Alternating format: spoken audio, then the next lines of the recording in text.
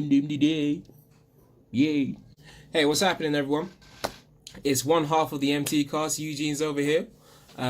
We ain't got Rich today. We ain't gonna have Rich for foreseeable future because he's having a little break. And I've decided to run this solo. So yeah, I'm back at it. So just wanted to go and just say, how's everyone been keeping? How everyone's doing? And just get straight back into it. So I'm just looking at myself right now and I'm just hella rusty with this shit right now. I'm just thinking, fuck. But yeah, no, so where we left it the last time that we were here was talking about goals, really and truly. At least we decided to address success in the first of the two-part, and then shit happened. I got ill. Talk about that later. And then after that, what we wanted to do was talk about success, and then after that, make the step over from there and then talk about goals. All right. So I did like a quick little write-up on just like goals. I did an article, so I'm gonna try and share that as well to the Instagram page and probably to the YouTube somewhere in the comments, just to make sure that kind of get to see it. But effectively this would just be covering the same content, just to give it a little bit of flesh. Do you know what I mean? Like, imagine like the skeleton and then you just throw some muscles, tendons, ligaments onto that shit, just hit it with that salt bay or something, and then yeah, life is great, gravy. But yeah, so what do you call it, what I wanted to say was, wanted to talk about goals. All right. And I think goals are one thing that, at least when I think of when I think of goals, obviously shout out Brian Tracy. So there was a point in my life where I was like, I was just thinking to myself, I was like, shit, what do I want? All right, like, what do I want to do? Because I think that's one of the beautiful things about life. You know, the goalpost can just be so quickly moved. All of a sudden, I can just say, hey, I want to live in Brazil for the next year.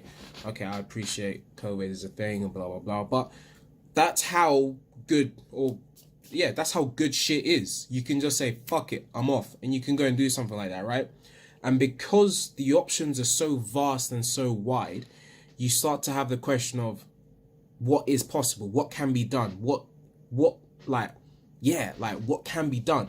And then it gets you thinking. It really and truly does get you thinking. All right. So now, I remember I had a conversation with my brother. Then he put me on. He said, "Yo, Huge, go read this book." I was like, "All right, cool, perfect. Let me go read it. Let me see what it's saying." And now, yeah, I kind of understand it, and I have set out my own specific goals that I do want to reach. However, at the same time, I've just kind of made them manageable and easy. Do you know what I mean? It's kind of like, how would I describe it? I'm not going to say I want to fly. You see what I'm saying? But at the same time, I'm not going to say, make sure you do 2 steps between now and the end of 2021. Yeah, I just had to check the year just to make sure. Like, you don't like, obviously that's a very far and wide kind of like stretch of dates and shit like that. But you don't want it to be borderline unattainable and then borderline just too easy. Otherwise you're just gonna become demotivated and you're just gonna think you're the shit when it's actually not even, like, it wasn't even that hard to do 2 steps. I can even literally just get up and do 2 steps. That ain't shit. All right. So I would like to say, when you're setting a goal, the idea behind it is, it has to be specific, it has to be smart, it has to be specific, measurable, achievable, relevant, and time bound. All right. So say for example, I want to save £1,000 in 2 months time. Okay, cool, perfect. It's specific. All right. It's a definitive goal. I want to save X amount of money. Okay, specific, measurable by the amount of money in it, because you've said, I want to, what do you call it, save £1,000. All right, achievable, saving £1,000. I think that's entirely achievable by my standards. All right, and then relevant because it has to kind of like, or relevant, reasonable, realistic, resource to results based, right? Because it kind of has to kind of like be cause. So relevant. So like, oh, what are you gonna then do with that money? All right. Oh, because I want to use it to finance a holiday here, and here. Reasonable, because again, you can't. If say for example, I want to save £1 million 2 months, Not gonna happen, mate. Not gonna happen, kiddo. All right. And like, yeah, like realistic. The grand's realistic. You see what I'm saying? And time bound, 2 months. Okay. So that's how you kind of like get in the whole grasp of things. So now you've kind of got a template for a goal. All right. And then that's the template of it. But now the question you're probably thinking is, how do I kind of decide what I want and decide anything that I could kind of use to what do you call it, to reach said goal? Okay, so now this is kind of where I'll go and say, I want you to probably write 30 things that you like or you want to do at some point in your life, and then you can go. So say for example, one of the things I want to do is I want to go to South America. All right, that's one of the things in my life. All right, I probably wouldn't say it's probably high tier on the list of goals, but it's one of my goals. Okay, so then obviously I have like sub goals for that, which is like, okay, cool, learn Spanish, for example, something I am doing in my own spare time. All right, but then it's like these are the kind of things that you then go, okay, cool, because it's all part of the greater good.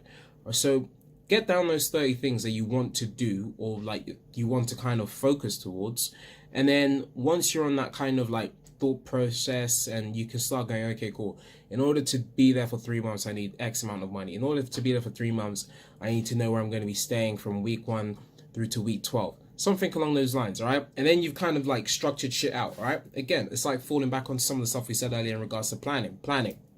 Beautiful. Planning is beautiful. Having a plan is just, it shows what's up. Right, planning is like, in my opinion, is like one step to victory. Because I could say, for example, like your work day, your calendar at work, that's the plan of your day, because you go, I've got a meeting from 9 to 10, 10 to 11 I got some spare time, I can probably work on some of that stuff that finance sent me over, blah blah blah. 12 to 1 you've got your lunch, 1 to 2 you've got certain meeting, 3 to 4 you've got a little bit of contract you're working on, something nice and cool. Like that is just easy. That's your plan for the day. Time beforehand, you use a workaround, and then you kind of go through it, and you probably set some time aside for emails. That is a plan. All right, if you go into some of this stuff and you don't know it, you're just wasting your time.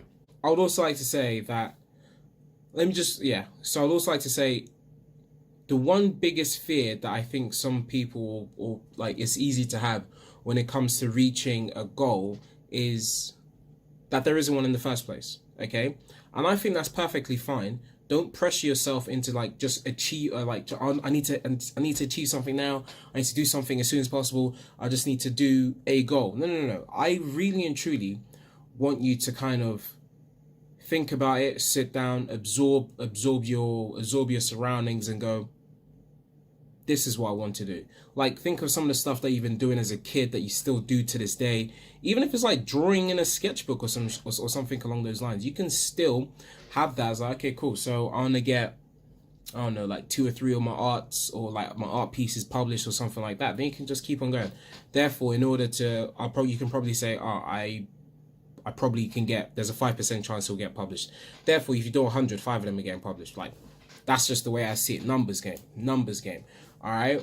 And then I think another thing that it's paramount to have when you're actively seeking or looking towards some of these goals is introspection and accountability, introspection or accountability, because you need to come to terms with what you think is hard for you, or what you think is something that you do need. So I remember when I was in uni, and this kind of follows in line with the next point.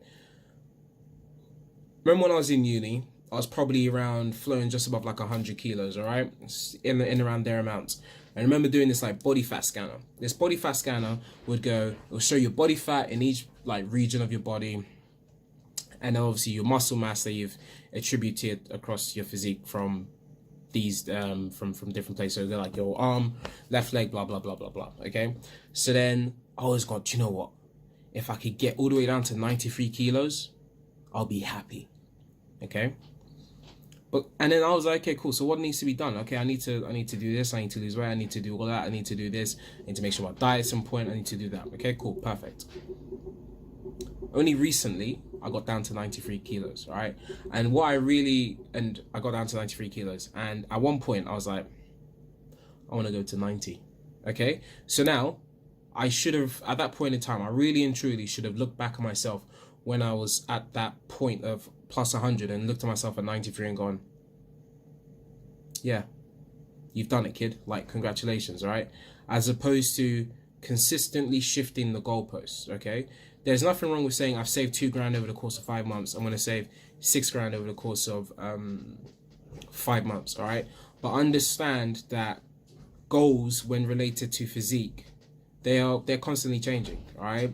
And it's something that you shouldn't probably place so much of an importance on, because I would say nutrition and fuel for the mind. If you went 1 book a month, 2 books a month, 3 books a month, and you kind of leveled it up like that, and you're pushing your mind to that point, cool.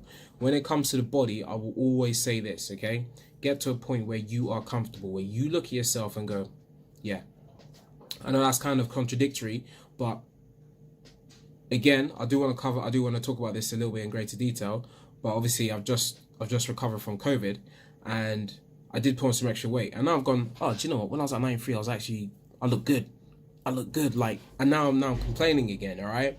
So that's the reason why I think goals when it comes to physique are a little bit nuanced, in that you also do need to be comfortable, because I do not want anyone to be generating like body dysmorphia or anything, all right?